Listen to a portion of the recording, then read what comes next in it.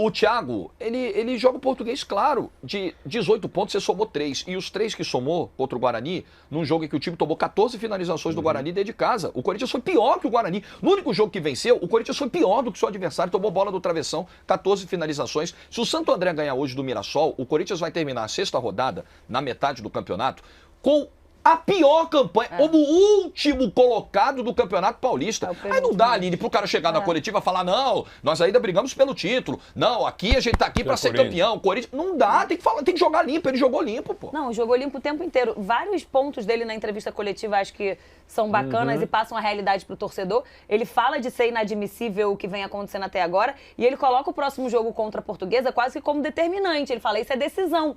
Não, dentro de casa, contra a Portuguesa, é decisão. Não dá para ser diferente. E emendando 2 jogos seguidos, na ideia dele, 2 vitórias seguidas, ele acredita que seja um ponto de partida para o cenário mudar. Porque depois agora, ele vai para 2 jogos fora, tá? Depois ele vai para Ribeirão Preto e depois tem o Aliança. Clássico contra o Palmeiras, não, exato. É Barueri mesmo. É Barueri, Aliança. Né? Aliança é força do árbitro. Chama atenção, ele fala bastante do... Casa do mando do Palmeiras. Torcida só do Palmeiras. Clima de vestiário, do quanto que tá abalado, os jogadores estão abalados, o quanto que eles, né, que isso tá pesando. E isso pra mim fica nítido no pós-primeiro gol, né, no único gol do jogo. Porque quando o Santos faz o gol, você olha, a fisionomia dos jogadores mudam no momento, assim, parece que é um balde de água fria realmente. Aí você pega um Fagner, a gente até falou isso na transmissão, que na hora olha aquele cenário e fala, vamos gente, vamos, fica apontando pra cabeça, vamos no mental, olha o mental. E tu vê nitidamente, principalmente assim, olhando os jogadores tocando bola, os que são mais da linha de frente, o Pedro Raul, por exemplo, com a fisionomia de, meu Deus, mais um, 5ª derrota consecutiva, penúltima campanha do Paulistão, podendo ser a última nessa rodada.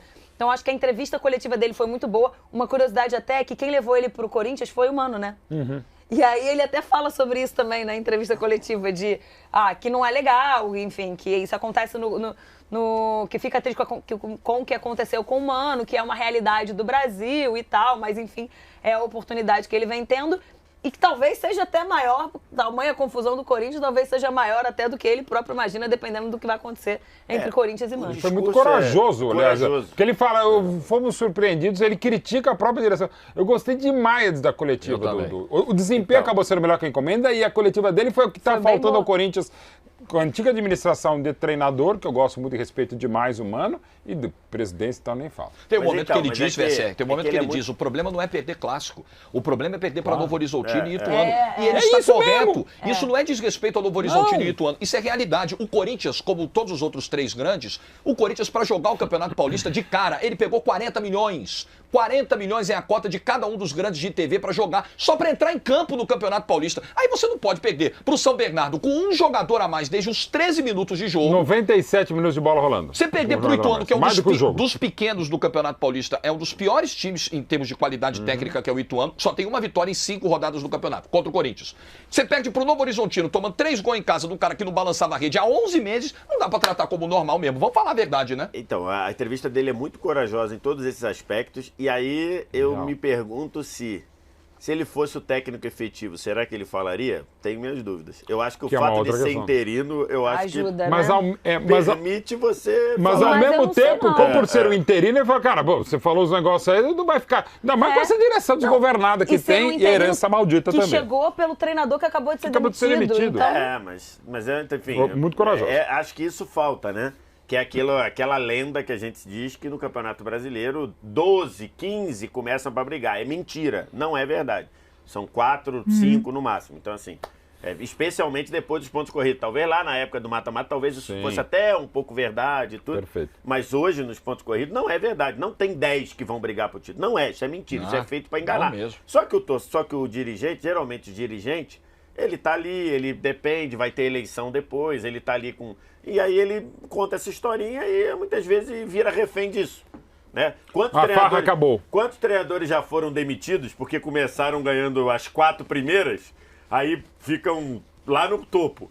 Aí depois o time vai pro 13º, que era a realidade do time, ele é demitido. O Ramon Menezes mas não aí vocês vão me desculpar. Mas isso também é dito muitas vezes, esse discurso muitas vezes é adotado por treinador e dirigente, porque tem torcedor que não aceita ouvir a verdade. Isso, mas é isso. Tem torcedor que quer ser enganado. Então se o cara conta a verdade pra ele, pô, mas como é que pode? Esse cara não sabe o que é o clube grande. Não sabe a grandeza. Não, ele tá jogando limpo com você, cara. Ele tá mostrando o que fez o Thiago. Ele evidentemente que sabe a grandeza, mas fala, gente, infelizmente esse momento de adaptação só não é pior porque o próprio regulamento bizarro do Campeonato Paulista permite situações como, por exemplo, o jogo que eu transmiti depois ontem entre São Bernardo e Portuguesa. O São Bernardo está melhor que a Portuguesa, só que quem começou o jogo classificado no grupo era a Portuguesa, que está lutando para não cair, e o São Bernardo era o terceiro do grupo, que é o regulamento. Então, numa dessas, o Corinthians pode até acabar esta fase classificado. Acredita. Só que para isso tem que lutar para não cair.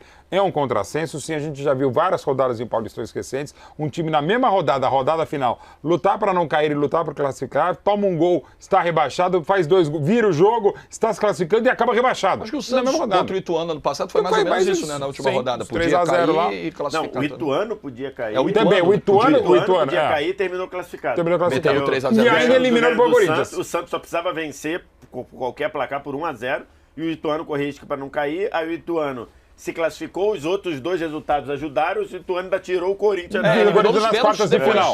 Eliminou o Corinthians na quarta de E final. caiu pro Palmeiras na série. O Thiago, nessa entrevista também, ele fala que ele acha que o resultado justo seria o empate. O VS falou aqui no início, né, da quantidade de chances que o Corinthians teve no final e falou da posse de bola.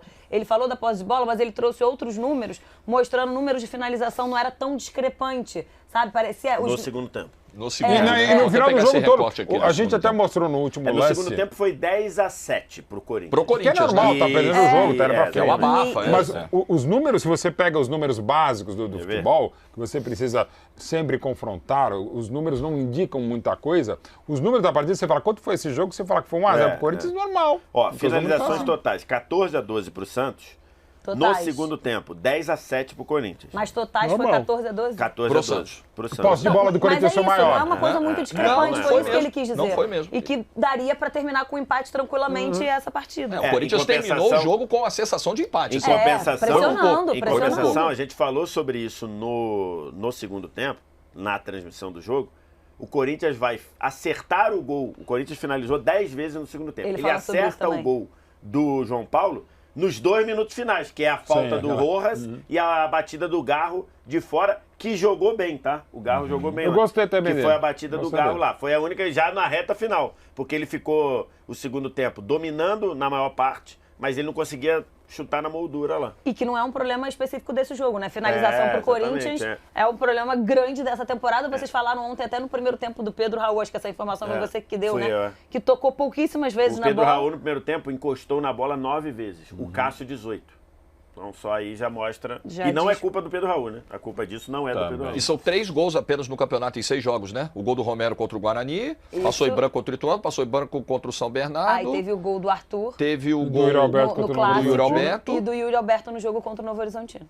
Então são 4 gols. Teve o gol do Arthur no Morumbi, exemplo, na Neoquímica contra o São Paulo. Você falou mais cedo, Aline, do elenco, quando a gente fazia a comparação, e eu me lembrei pra gente citar isso aqui na hora do Corinthians, do banco do Santos ou do ano passado. É só pegar o banco do Santos de ontem com o banco do Corinthians. O banco do Corinthians ontem tinha 5 moleques da Copinha, campeões da Copinha. Campeões de bom nível, mas também... E que tem agora, né? Porque quando a Copinha tava rolando e o Campeonato Paulista tava ao mesmo tempo, você olhava pro banco, era desesperador, porque eles estavam na Copinha. Não tinha nem eles. Eu vou dar um tem jogo... 3 jogos que eles estão à disposição. 5 garotos da Copinha no banco, gente. Eu vou dar um jogo famoso aqui para vocês tentarem acertar quando for placar final. Posse de bola 47% pro dono da casa, o visitante 53%. Finalizações pro dono da casa, 18 contra 14. Finalizações para fora... Não, finalizações no gol. 8 pro dono da casa, 10 pro visitante. Quanto foi esse jogo? O time da casa ficou 47% da posse de bola. Finalizou mais vezes para o adversário, 18 a 14. Na meta, 8 para dentro e 10 para o adversário. 7-1 da Alemanha. Exatamente. Aí um critério que eu uso, que eu vou errar o número. Chances de gol, que para mim é um pouco define mais. Às vezes uma bola cruzada, o cara entra furando. Brasil e Inglaterra na Copa de 70, o Brasil criou, na Copa de 70, contra a Inglaterra, campeã do mundo, o Brasil criou menos oportunidades de gol do que o Brasil no 7-1.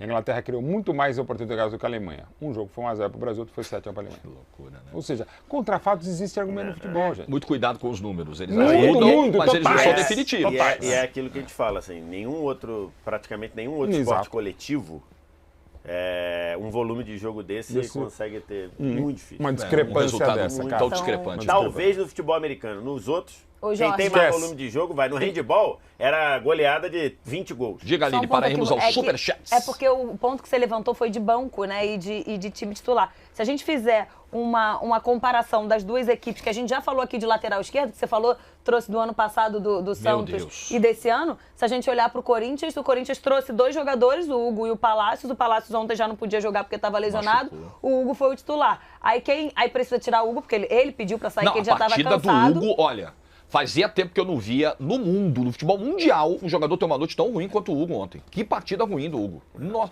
acho que sentiu um pouco o clássico, o nervosismo, porque a Ele gente foi até mal. lembrando do Hugo Foi mal. meio tenso na coletiva de apresentação É. e tal. Foi muito mal o Hugo ontem. mas O muito Otero estava mal. muito bem no lado dele. lado né? Ainda é. E aí tem Tava toda essa sempre ali, questão da de ser o Aderlan Palácios. subindo, Otero, e sempre que chegava ou o Casares enquanto jogou, ou o Pituca. Então, para cima dele... É que tava- uma situação como essa que o Corinthians vive pesa ainda mais para alguns jogadores, principalmente quando tu olha pro elenco, porque o Samuel é um elenco que não é um elenco tão experiente.